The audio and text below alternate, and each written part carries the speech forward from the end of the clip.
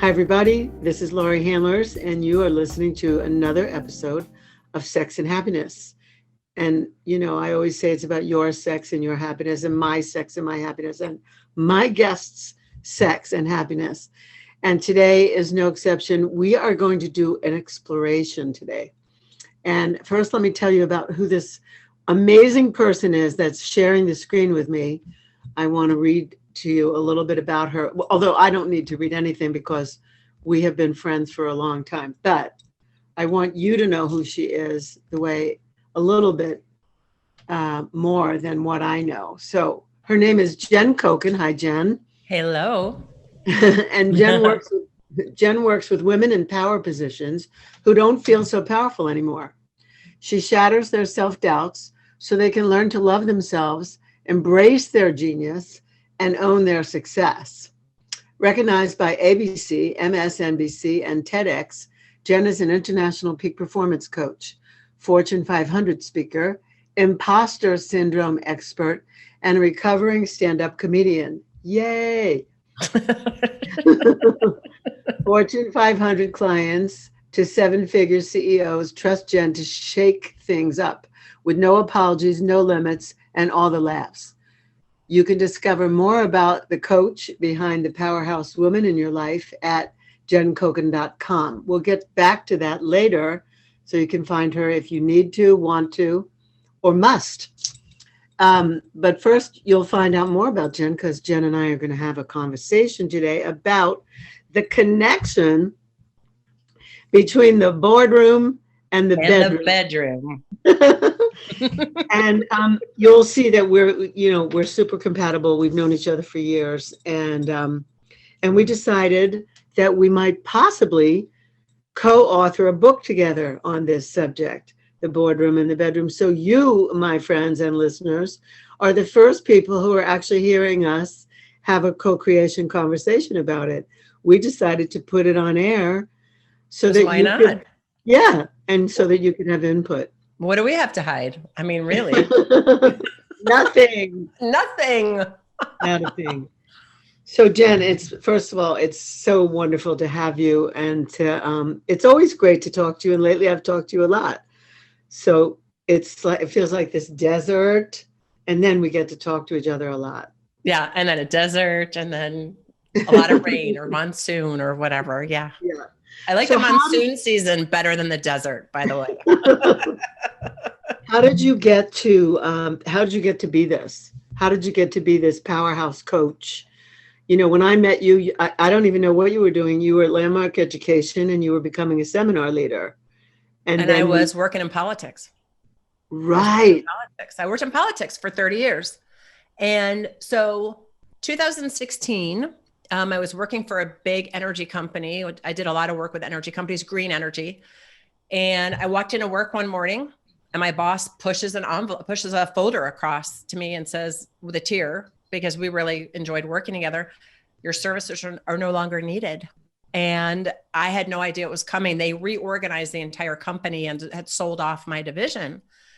And as it happened, the next day, my first book came out, which was an Amazon bestseller called When I Die, Take My Panties.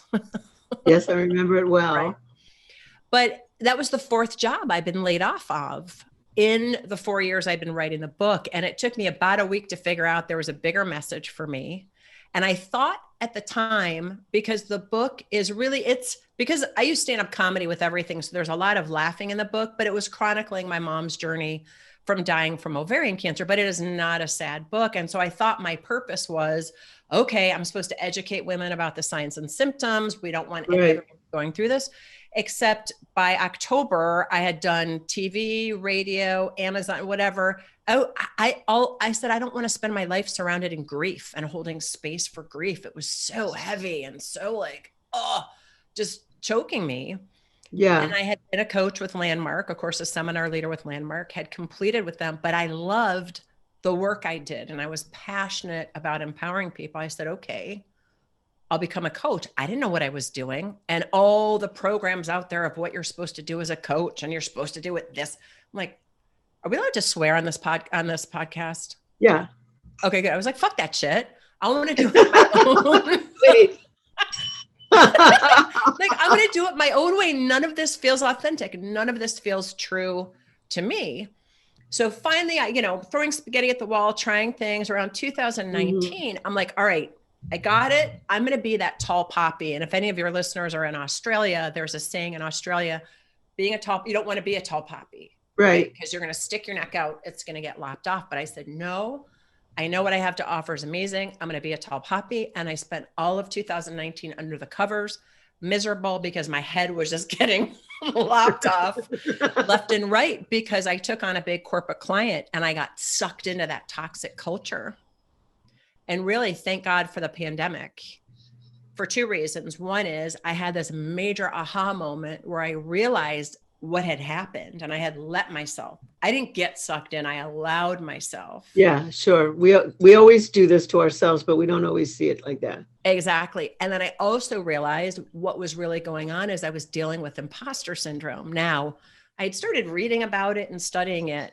And if you actually Google imposter syndrome or you Google overcome imposter syndrome, there are legit, Laurie, I think 1.3 million hits on tools and tips and tricks from coaches. And that stuff doesn't work. It doesn't work.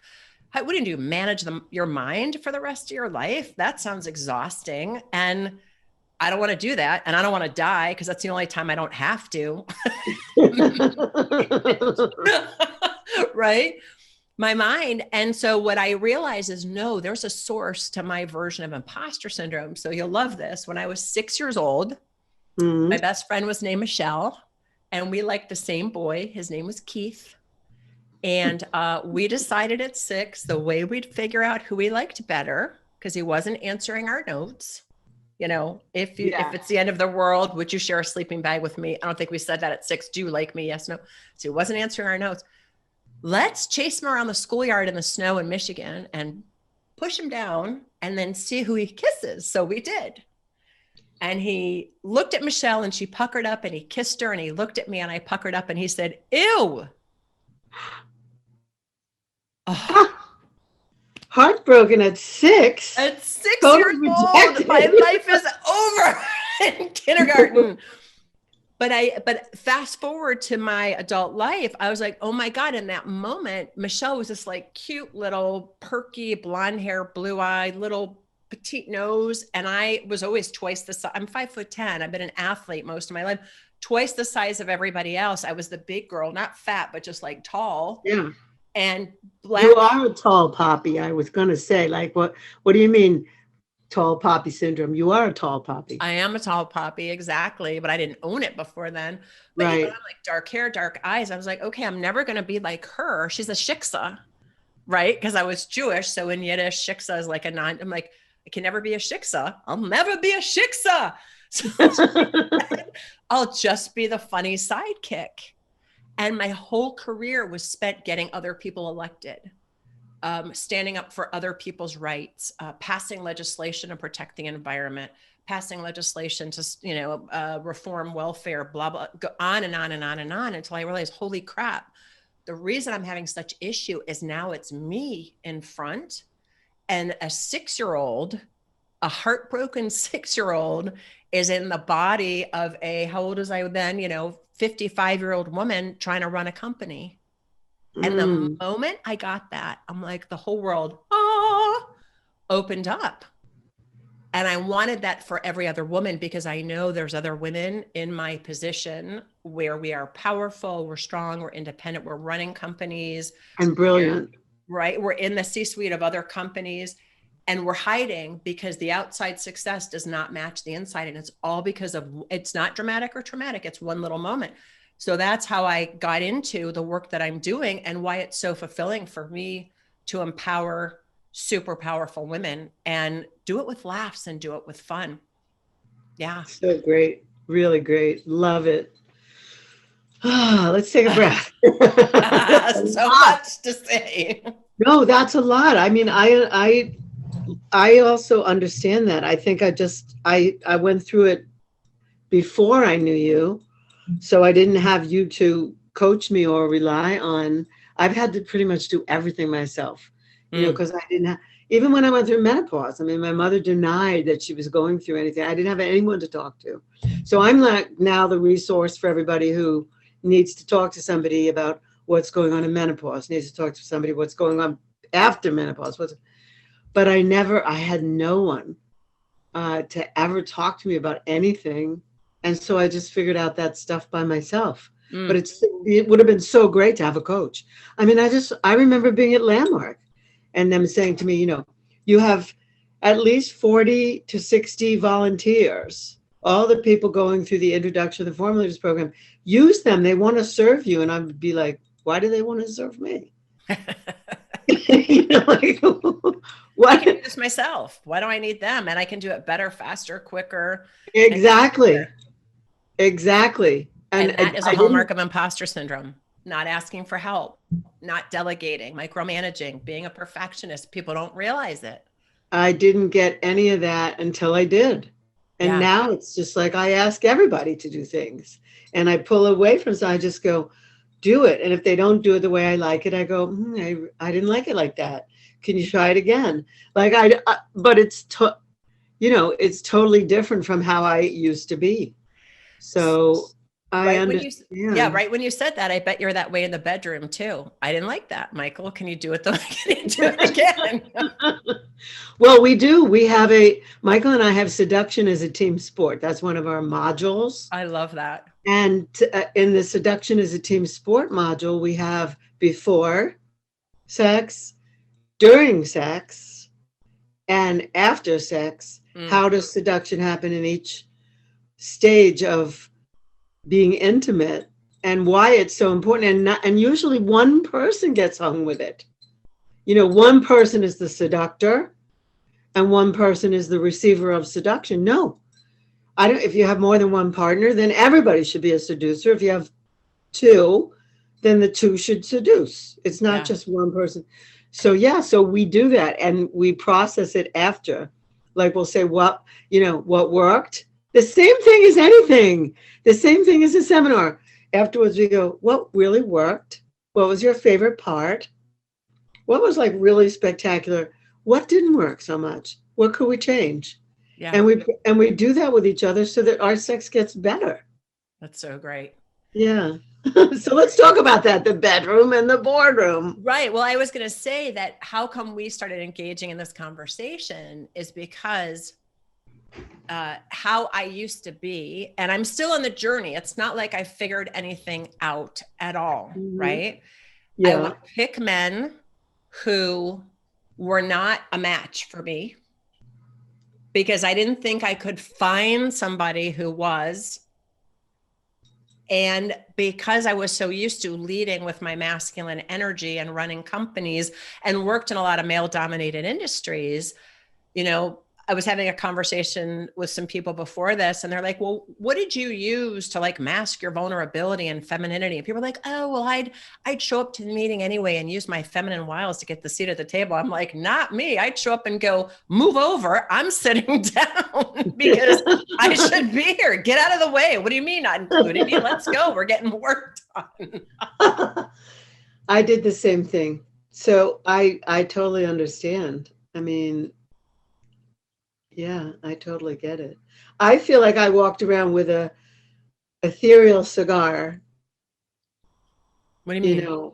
Popping out of my mouth. Like I could have been in any boardroom with a cigar any day with the boys. Yes. Yep. I feel like that. I'm just shorter than you, but it doesn't matter. Like I had that. But I used to do other things when I was in corporate America. I mean, I used to humor them into transformation. You humor people into transformation all the time. I once had when I was in corporate America, not Landmark, when I was in like a software company, like a Fortune 500 company or something, I was I was in the training department, but I convinced them that we needed to have an organization development department, not just training. And then I would have crazy things like I would say Friday's crazy hat day. And everybody would wear crazy hats. Or I would go to board meetings with bongers on, Or when I called all the executives from around the company, they were from around the world, like middle management would come to a management training institute, I would give out the glasses, the nose, and the mustache so that everybody was playing on the same playing field. I love Like that. we all had that. I have pictures of myself wearing that, like leading a class. I And they were love like, that. what are we doing? And I go, because I don't want anyone looking around this room and thinking like, you know, this person isn't the same because there's gender issues here or whatever. So we will all wear the glasses and nose and the mustache for all of today. Yeah. And they would just be, they couldn't, nobody could keep a straight face. Like they were just going, this woman is crazy. Well, you know what's so great about that? So a lot of the work I do is steeped in neuroscience. So neuroscience tells us when you're developing a new habit, you need 500 repetitions to ingrain that habit. Some scientists have found that when you introduce play, guess how many repetitions you need? Less, half. 12. Oh, So that's why I always try to introduce play to it. But I love that because people probably got more. You're actually giving me an idea for a group program that I'm launching, but people probably got more out of being there with the glasses, nose, and mustache through the entire day because they had to let go of their already perceived notions about whether it was, of a woman identified or a person who identified as a man or a woman. They had to let go of their already perceived notions about that person. Just be like, that's a freaky mustache. Oh, you look like my grandfather. Oh, what's or just that they came, they were all like the model back then. I was in a software company. So the model of efficiency, function, blah, blah, blah was IBM. In IBM, everybody wore white shirts, blue or gray suits. There was definitely no fluidity back then. It was in the 80s. So at IBM, white shirts, blue or gray suits, and a certain look and a certain tie, and that was it. Like a red or a blue tie or a red and blue tie, no yellow ties yet, nothing like that. And as women, I had a blue suit and I had a gray suit, but I didn't want to look like that. I didn't want to look. And so they all came, and lots came from DC. We had a whole, huge division in DC and Maryland. And they all came, and they all were, they were going to a management institute. all buttoned up? Yeah. And I would go like, okay, you'll find at your seats, open the box, put on the glasses, the nose, and the mustache. This is how we begin. And I was humoring them into transformation of everything that they perceived to be the way it was, the way things were done. Yeah. And it was wonderful. So, but the stuff I know now, I didn't know then. So I now know that like sexual energy is what is the energy of creation. And so I think, because I left that world and I went into the world of sacred sexuality and teaching that, which is far more fun than it was doing that, although I had a lot of fun there. I feel that if people would harness their sexual energy and be aware of it and use it for the purposes, like for business / the purposes of good, whatever that means, like for the kinds of things you were up to, green energy, social justice, what have you. If people would use their sexual energy, I always thought that business would be ahead, like would change the planet before politicians. I felt like businesses, if they had their heads screwed on right, because of the profit motive, they would find solutions to problems. Instead of creating more problems, they would find the solution to problems. And now that I know that they could use their sexual energy to fuel their intentions and really harness it, I feel like, especially women executives, come on. I know. There's so many thoughts that I have racing around in my head. So I think a couple things about what you said. One is that because there's very few women at the top, right? So in 2018, there were 25 female CEOs of Fortune 500 companies and 23 men named John. And fast forward to 2020, there's 41 women and a lot of, I don't know how many men named John. I don't know if there's the same or whatever, but a lot of corporations are redesigning or thinking about how they create space for people who identify as women to rise to the top. Why? Because female or women-led companies make more money. Women-led companies have higher employee satisfaction. Women-led companies have lower employee attrition. Except if what's on the inside hasn't transformed the inner game to match the environment, that outer game is not going to be in alignment and true. And I think we started this conversation because I was sharing about a client who rose her way to the top. And the key thing for me was to get her out of her head into her body. It's a lot of the work I do with my clients. Like you got to embody the kind of, well, what's that mean? All right, let's have a conversation about being in your body and the chakras and energy centers. Right. And so she was able to get into her heart. And a lot of women have closed their throat because they've given away their voice. What we haven't done yet is align that with the first and second chakras, right? If you don't align that, that's probably why you don't have a voice. They're so connected. Yes. And then, and we were talking about the imposter syndrome, and you were saying that if the outside environment doesn't mirror the inside environment. Well, what I was saying, and this is because I've been in this inquiry, which is also what, right? So as a person who's been single for a while, and my last relationship, as you know, was, we won't even go into it, but it was, it was not a match. Right? It wasn't very satisfactory. No, not a match. It was not a match. It was not, and I want my next relationship to be the most satisfying, fulfilling, sexual, sensual, adventurous, amazing relationship of my life, right? And so it is. And so it is. And owning a house on a lake, a still lake, not power boats, and we can go into all the rest. Ding that again. And so it is. So it is.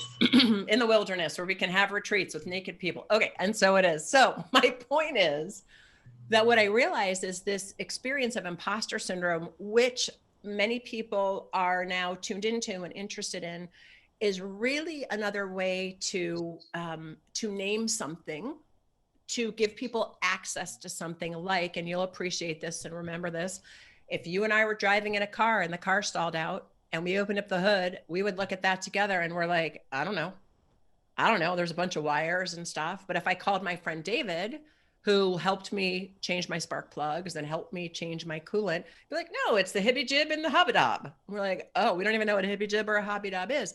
So once you have access to something, it gives you power and facility over that thing. So imposter syndrome is really an access point to identifying where you had a break with yourself, where you had a break with loving yourself. And you began to believe either the hype that's in your head or what other people were telling you. And we cut ourselves off from source, love, and universal love, because universal love and divine intelligence is all connected all the way through, up and down. In that void, when we cut ourselves off that way, there's no way we could be connected to our sexual energy, which is alive, and creation and money and all that lives in the same realm. So there's three aspects to a human when I work with my clients. There's you, there's what you're at work on, and there's the environment in which you're at work on what you're at work on. So corporations may be changing the environment in which we're at work on what we're at work on for diversity, inclusion, for women, for LGBTQ, et cetera. But if the inside game for you, if you're still operating deficient, disconnected from your heart, you can't be it all goes together, right? You can't be connected to your yoni. You can't be connected to your throat. You can't be connected to your intuition, to divinity. And so, and that translates, this client of mine was like, she doesn't date. She hasn't had a relationship in forever. She doesn't want to go there. I'm like, honey, I don't know. She's 55. I'm past that. I'm like, no, you're not. You, this is the Are thing. you alive? Are you walking? Are you breathing? Are you talking? Are you eating? Are you sleeping? There's nothing, there's no past anything. No, are you pooping? If you're pooping, you're juicy. Sorry. Just, you got to figure out the access to that. I can't stand it when people say to me, I'm beyond that, I'm over 50.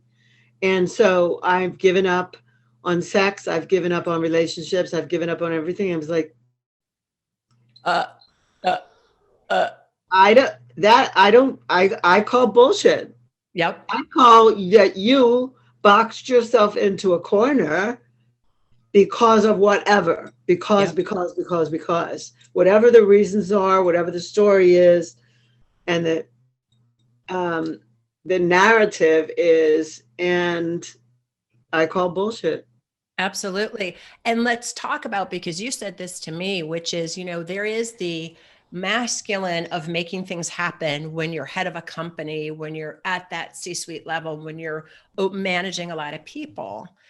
And we need that at that level as much as we need an ability for a woman or a man to bring nurturing energy into that environment to ensure that, I don't know, during a global pandemic, that everybody is okay and actually check. I mean, right now, what people have seen over the last year is when leaders are vulnerable and show empathy, those are the companies that are thriving. And when they don't, and those are, normally women identified or divine feminine, except men can have that energy. Of course well, they can. Right? Of course they can. Right. So then we were talking about how most women bring that competitive energy into the bedroom, into their relationships. And I had said to you forever, I said, men, this was what I used to believe, men can't handle me, which isn't the case. It's what they didn't want to be, is in competition with me. And I was bringing that energy into those relationships. So talk to me about that a little more. Yeah, I used to do that too. And I don't know. In 2003, I had my last relationship with somebody who's competing with me. So it's a while ago already. Yeah. Thank goodness. I didn't know any better. I just simply didn't know any better. I didn't know how to stop it. But what Tantra gave me was the ability to see that I could weave between both, that I could be super productive, super penetrating in my communication. And at the same time, I could feel feminine. I could feel the flow. I could feel like my life changed. I didn't have to just be one way. Like, I knew how to get success in business, but I didn't know how to get success in relationships. And I stopped being the same way in business all the time. Like, I stopped that. But it really took me to later on, like when I moved here to Phoenix. When I moved to Phoenix, I went online dating. I met 100 men. Like, right, as soon as I got here, I just started online dating. A few months later, and I would meet like 3 people a day. I was like, 2 teas. I don't drink coffee. 2 teas and maybe a drink. And I would be like, no. I'd say, you're not at all comfortable with me, are you? Like, I just would say it so they didn't have to like bear another hour of tea or coffee. And I just said to myself, okay, I have to, whatever I'm expecting from someone to give me, like something I'm missing that I want a relationship for. And what do I want the relationship for? What do I expect the relationship to give me? Yeah. And I said, whatever that is, I'm going to give it to myself. So I gave it to myself in terms of my landscape, my house, my whatever, but I also gave it to myself sexually. I took myself where I wanted someone to take me. And because I did that, I just like something shifted. I wasn't going to give up on sex. That's ridiculous. Like, I was like way too sexual of a person. So I took myself, I made love to myself as my own ideal lover. Like, this is how the gloves came.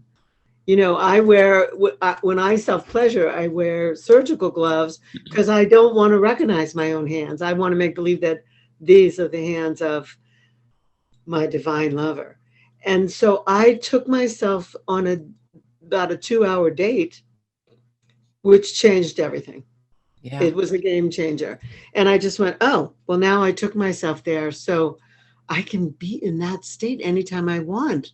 And I don't have to expect that from the outside world. I don't have to expect that from anybody. There was something freeing that it made me unneedy. It made me much more, believe it or not, this is a truth or dare. Believe it or not, when I go out somewhere and there's, you know, like I'm at a bar or wherever I used to be anyway, I'm shy.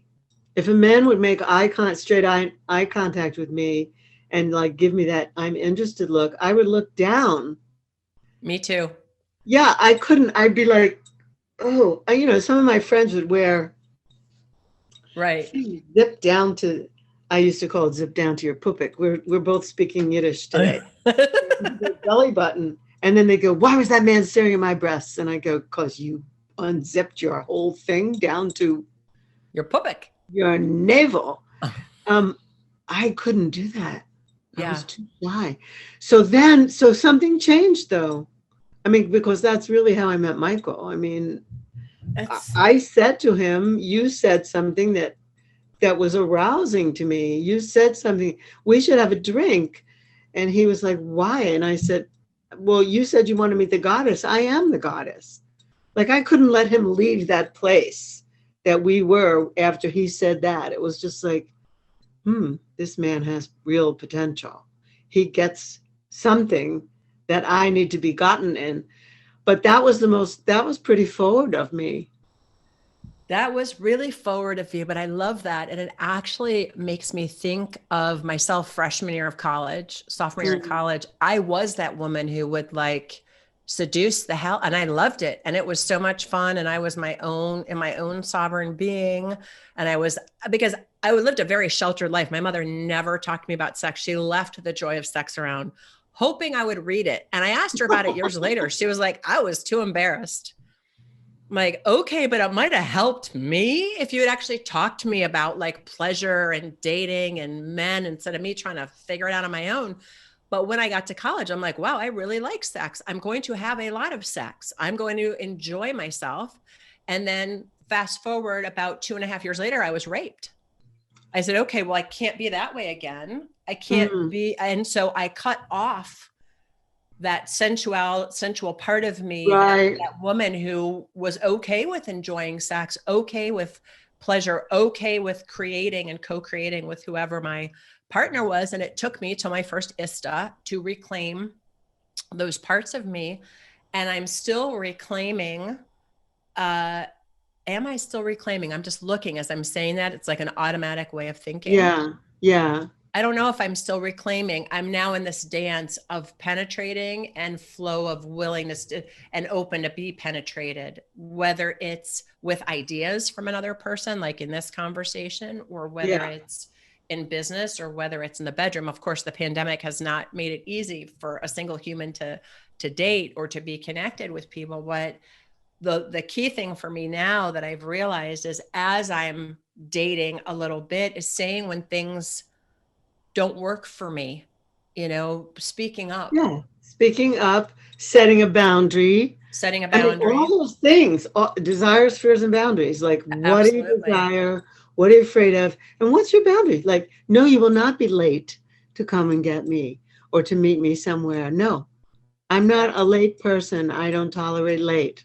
So So we're saying this, that, I never forget the first ISTA I was at when, I don't know if you remember this, but I fell in love with my armpit. I found this erogenous zone in my armpit, and I was like, oh my God, who knew? So it's like, could you lick my armpit? Could you, like asking for what I wanted. It's still, sometimes I become that shy person, but I'm like, all right, well, do you want what you want? Or if you want what you want, you got to go out and ask for it. And people either get to say yes, no, or maybe, and them none of that means anything. It's yes for now, it's no for now, it's maybe for now.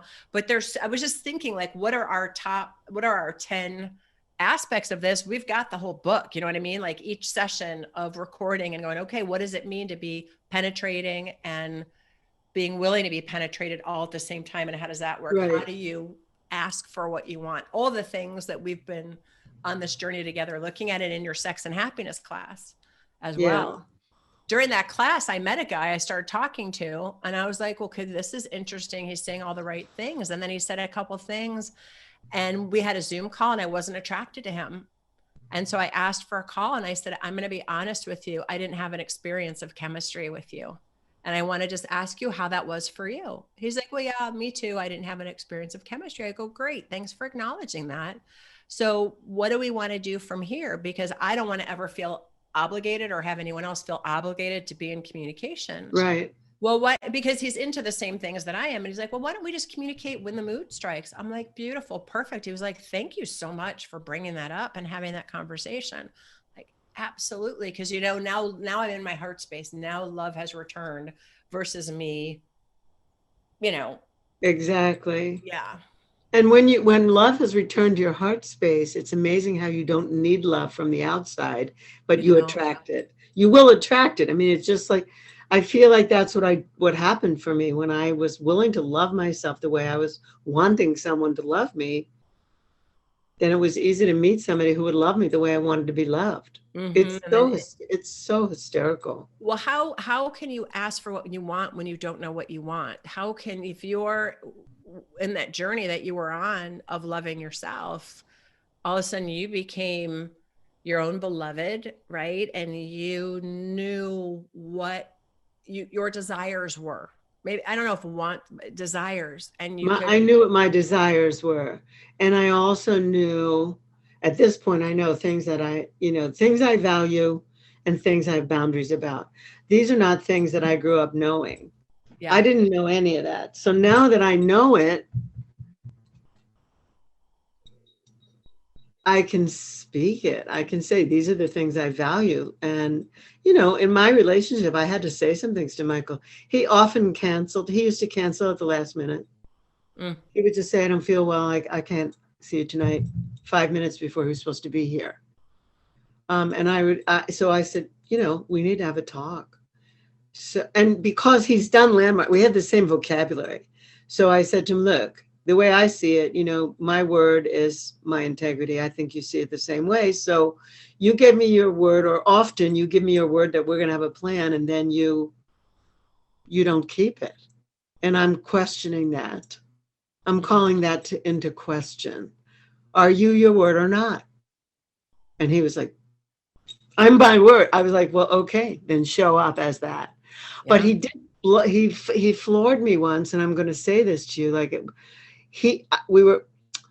I was leaving a meeting around 10 o'clock at night, and he said to me, when you leave the meeting, give me a call. And so I called him that particular night, and he wasn't paying attention. I could tell. He was totally distracted. He was on the phone with me, but he wasn't responding. And I said, you're not paying attention. I'm telling you something, and you're not paying attention. This is very early on, very early. I said, you seem to be distracted. I am, he said. So I said, okay, I'm hanging up. I said, I'm an adult. I know how to deal with the emotion of being disappointed. I'm hanging the phone up, and I hung up. I was mad. I'm driving, and I was hand screaming with one hand, and driving. And then he called me the next day, and he said to me, I realized I set you up. I told you to call me, and then I wasn't present. And I know that must have been painful. And I apologize for not being emotionally available on the call last night. And I said to him, who trained you? Where did you learn to say that? I said, you didn't I know you didn't make that up on your own. I've never heard a man say that. And he said, I learned that at Allison Armstrong. And I said, great. I said, you're well trained. That you just took responsibility and said, you apologized for not being emotionally available. I said, You are a keeper. That's You so know? great. That's so great. But I love that. I want to share a little story with you. I don't know Yeah. how much time we have or how much We longer. we need to we need to end soon. Okay. We're a little over, but I'm so entertained. I'm having the best time. So I we'll know, go me another too. we'll go another 5 to 10. Okay, so I would tell a little story because the way I reacted to something that was similar was very different. And then how do you, because I'm still learning when to have the collie not come out and Right. be like, Right. So I was dating a guy it was a very short time. We talked a lot. This was during COVID. We talked a lot. And then we finally met, and he's poly, and he had just met another woman in a relationship, and that was fine with me. And we were kind of getting to know each other. We probably, I don't know, it was maybe 3-4 weeks that we were together. And every time we were supposed to get together, something happened. And one time his dog got sick, which I understood. Okay. And I was going to make him dinner. He took me out to dinner we went on a hike the first time. Next time was going to be dinner. His dog got sick. I understood. We made another plan for Friday. And then his leg went out. And I said, well, why don't I drive to you? I have all this stuff for dinner. Why don't I drive to you and I'll make you dinner? And do you need me to bring you anything or go anywhere? So I went to Walmart and got him a cane, and we made dinner. It was a lovely evening, and we talked a lot. And we had a couple of other dinners like that were wonderful. But from the get-go, he wanted me to meet his other partner. And I wasn't sure if I wanted to stay with him. The jury was still out for me because health is really important. And he was 10 years younger than me and on 10 meds.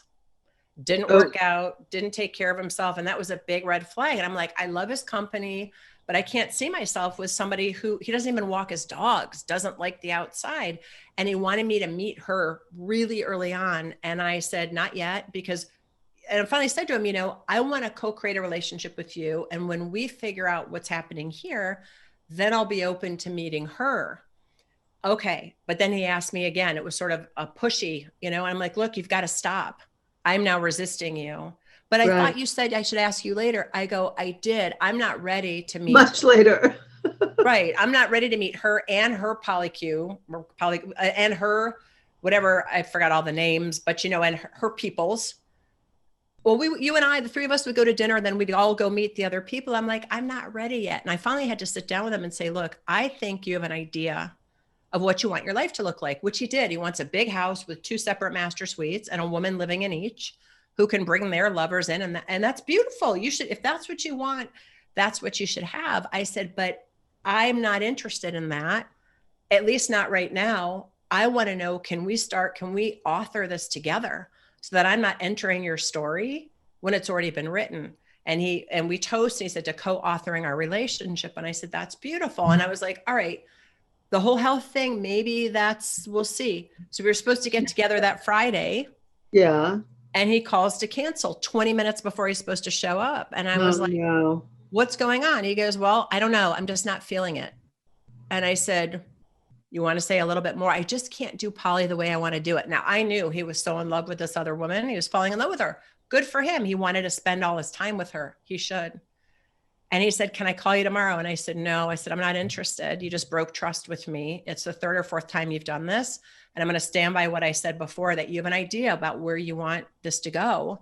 And I'm not in the same story that you are. So I'm going to call it right now. I don't want to talk with you anymore. Very smart. Very smart. Exactly.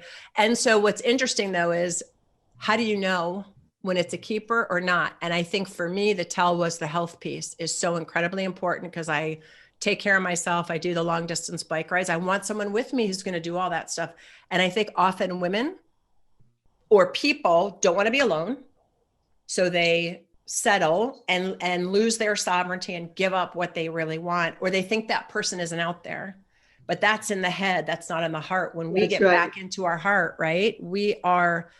There's no limit to love in our heart. There's no limit to love. And we have to be willing to risk our boundaries. We have to be willing to say it.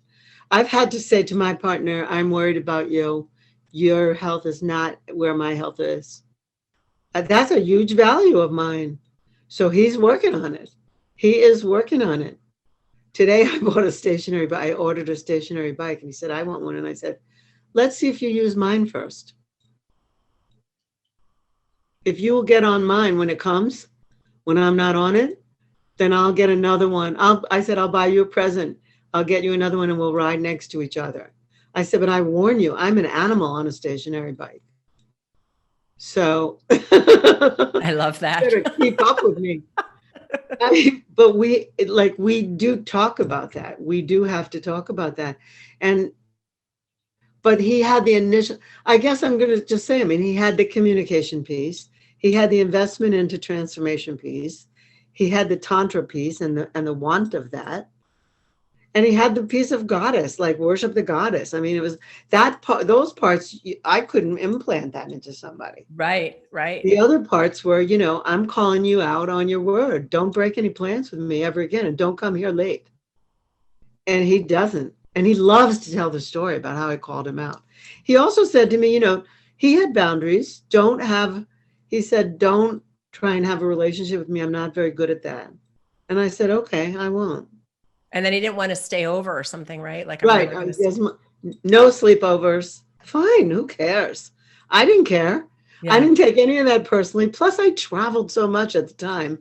Like, I really didn't care. It was like when I would get home from somewhere, it would be great to see each other for a couple of days, and then we wouldn't see each other for a week. Right. And it was fine. I just said, I don't need anything from you to fill some hole or something. I don't need that. And he was so floored by that. I wasn't trying to, I was really sovereign and he was really sovereign. And he felt like, wow, he was really dealing with a sovereign adult. Yeah. So I think it's really I think speak your truth, that law, I think speak your truth is like really important. I love that you said to this person early on, no, I'm not in the same picture that you're picturing in your mind. I'm not. That's like someone wanting you to meet their kids. Yeah. And I really, when I was diagnosed with breast cancer in August, but I'm fine now, I'm cancer free. And really for me, when I began to go public is it's about being you author your journey. You're responsible for your experiences, for what you want, for getting what you want, for getting your needs met, for knowing your desires. It's not anybody else's responsibility. No, it isn't. So I want to be the author, or we're going to co-author our journey together. And I think very often couples, I've seen this a lot, start taking each other for granted because they think they know the person. And a friend of mine, when she married her husband, one of his vows was, I vow never to know you. I love that. I was like, I want someone to give me that vow. I vow never to know you. I vow to co-author our journey for the rest of our lives. Oh, that turns me on. I want to have sex with that man. Always to be surprised, always to have beginner's mind, always to not to put you in a box. Yeah. So to me, a box is a coffin. I don't want to be in that box. I don't want to be in any box. Of course, where my mind went was, don't put me in a box, get in my box. That's a different metaphor. It is a different metaphor. So I think we have a start. I think this is good. I think that my listeners and my watchers will be very excited to hear about this. My audience has a lot of powerful women in it who need to hear the message that you can be just as powerful in the boardroom as you are in the bedroom, but you have to just as much attention and look, I put so much detail into my corporate, how I dressed, what my shoes looked like, what I was going to say when I was at a board meeting, what I was going to say when I was training executives, I'm putting just as much of that into my personal life and into the bedroom. I'm not having sex and not talking about it. Yeah. I'm not here's the other one. I always say this. People say if you would schedule a date, it's not as spontaneous as if you just have sex or, you schedule sex or whatever. It's not as, and I go, hey, you wouldn't never schedule a business meeting. Would schedule a business meeting up the wazoo. You'd have meeting after meeting after meeting after meeting because you know how important it is to be in communication with the people that you need to meet with. Why wouldn't you meet with your partner? I love that. And you wouldn't come to a business meeting not prepared. or setting up the room and the environment the way that's going to be conducive to having a meeting that would be successful. So set up your bedroom that way. Do what you need to do to feel comfortable, groom yourself if that's what you do. Maybe you don't groom yourself. That's what you do. That's what you're into. But I also think it's that dance between, yes, you can bring that directive energy to the bedroom as the goddess because they want to serve the goddess. All men want is to make us happy. That's right. In a heteronormative world, that's really, or one part, you know what I mean? That's all men want to do. They just want to hear good job. Yeah. Michael taught me that. I said, that's it? You mean I've been alive for this long and I never knew that the only thing men want is to hear a good job? Yeah. He said, that's it. You could say it to me 100 times a day. It would never be enough. That's what my ex-husband used to say. Tell me that, feed me, fuck me. I'm good. I'm good. That's really it. So, okay. So we're decoding, we're demystifying, we're breaking the code of what it is to have the full life, not one or the other. Yep. You can you can have it all. I've always believed you could have it all. I didn't know how to do that. And then I discovered how to do that. And it's not rocket science. It's just how serious are you about this? Are you willing to do it? Are you willing to communicate it? Are you willing to stand for your own values and then put boundaries where they're not and then communicate a little to the left, dear? Yeah, I just got something you were saying, from the boardroom to the bedroom, decoding the myths of what it is to be a powerful woman. Yeah. Or decoding the mystery of what it is to be a powerful woman. Yeah. This is the book. This is the book. So good. All right. Thank you, Jen. Thank you. So great. I just love being in your space. I love you. I love you too. I want to tell people now how to get in touch with you. If you're listening to this and you are a high power boardroom woman, you're calling it C-suite. That's a new one for me. I never heard that before. C-suite means CEO, CIO, CFO. Like all the people that are in the top leadership, or you can be leading your own 6 or 7 figure company and you are super successful on the outside and everybody thinks you have this amazing life. And on the inside, you're like, yeah, little do you know, when I get home, I drink a bottle of wine and eat Doritos and watch the entire season of Outlander. So I can watch Jamie ravish his, so I can watch the love scenes kind of thing, right? Or Bridgerton. Little do you know what's going on the inside. Yeah, they can get in touch with me through my website, find out more about me there, jencoken.com, JenCoken.com. And there's loads of, there's a quiz on imposter syndrome. I've got an ebook on there that's free about imposter syndrome. And I don't know when this is airing. When are we airing this? Is this tomorrow or is it this week or when is it? Next week. Next week. So if it's before the 25th, I'm doing a live webinar at 2:00 Eastern on the 25th. And if it's after that time, you can watch the replay as well. Okay, great. So, great. Yeah.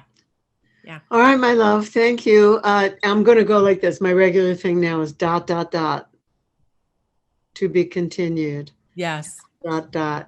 Yeah. We're started. We're launched. We're launched. Exactly. I love it. All right. Everybody, thank you for being here with us today on Sex and Happiness. And I hope this helped your sex. By the way, if it's not you, but you know someone, have them listen to this. You know someone who needs to hear us, have them listen to us and expose them to us. We're available. We're available for a conversation. So this is Laurie Handlers signing off for Sex and Happiness. I'm thanking my darling Jen Coken. And please tune in next time when I'll have another amazing guest. It might just be me. I'm looking to shift direction, so we'll see what I come up with next time. Bye all. Bye.